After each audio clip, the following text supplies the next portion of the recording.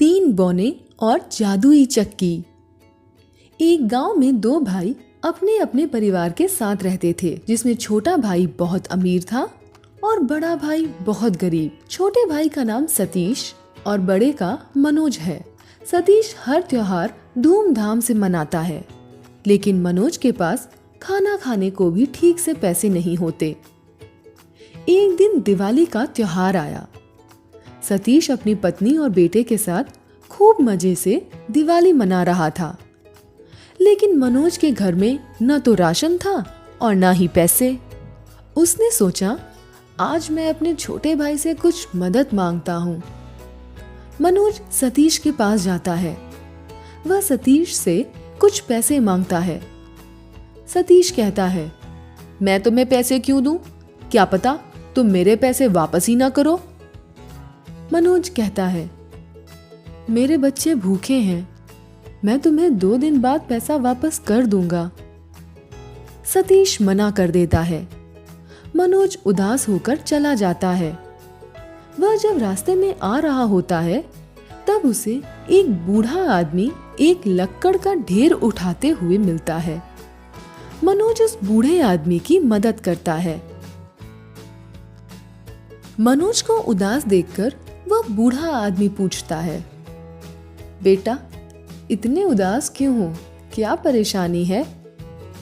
मनोज अपनी सारी परेशानी बता देता है।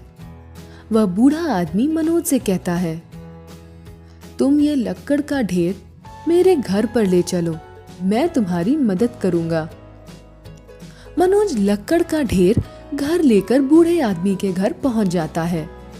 वह बूढ़ा आदमी मनोज को एक मीठी रोटी देता है और कहता है कि तुम जंगल के रास्ते सीधे सीधे चले जाओ। वहां तुम्हें 3 सेब के पेड़ दिखाई देंगे। उनके पास तुम्हें एक कुटिया मिलेगी। उसके अंदर जाना, उसमें 3 बौने मिलेंगे। उन बौनों को ये मीठी रोटी देना। वे इस मीठी रोटी को लेने के लिए तुम्हें कुछ भी दे देंगे, लेकिन तुम्हें उनसे मिट्टी की चक्की मांगनी होगी। मनोज वह रोटी लेकर जंगल में निकल जाता है। आगे चलकर उसे 3 सेब के पेड़ दिखाई देते हैं। उनके पास एक कुटिया दिखाई देती है। मनोज उसके अंदर जाता है। वहां 3 बौने होते हैं। वे मनोज से गुस्से में कहते हैं, तुम्हारी हिम्मत कैसी हुई अंदर आने की? मनोज कहता है, मैं तो तुम्हारे लिए ये मीठी रोटी लाया था। वे बौने खुश हो जाते हैं। मनोज कहता है, मैं ये रोटी तुम्हें दूंगा, उसके बदले मुझे मिट्टी की चक्की चाहिए। वे बौने उसे मिट्टी की चक्की देते हुए कहते हैं, ये चक्की कोई मामूली चक्की नहीं है, ये एक जादुई चक्की है। तुम इसे चलाते समय जो भी इससे मांगोगे वो तुमको मिल जाएगा, लेकिन इसे रोकने के लिए तुम्हें इससे हरे रंग के कपड़े से ढकना होगा और दूसरी चीज मांगने के लिए दोबारा चलाना होगा और दूसरी चीज मांगने के लिए दोबारा चलाना होगा। मनोज वह चक्की लेकर घर आता है और देखता है कि उसके बच्चे भूखे हैं।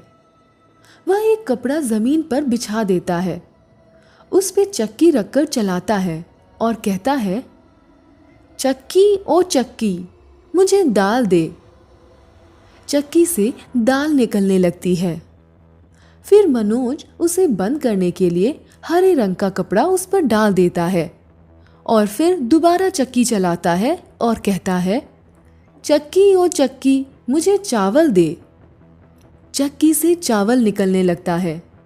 फिर मनोज हरे रंग के कपड़े से ढककर उसे रोक देता है। वह और उसके बच्चे पेट भर के खाना खाते हैं। फिर मनोज उस चक्की से चावल, दाल, मसाला सब मांगकर बाजार में बेचकर बहुत पैसे वाला हो जाता है। वह बहुत बड़ा घर बना लेता है। उसके छोटे भाई को जब ये बात पता चलती है तो वह सोचता है, कुछ दिन पहले तो मुझसे पैसे मांगने आया था, इसके घर में राशन नहीं था, इतनी जल्दी अमीर कैसे हो गया? जरूर कोई राज है। वह एक दिन रात में मनोज के घर जाकर चक्की चुरा लेता है।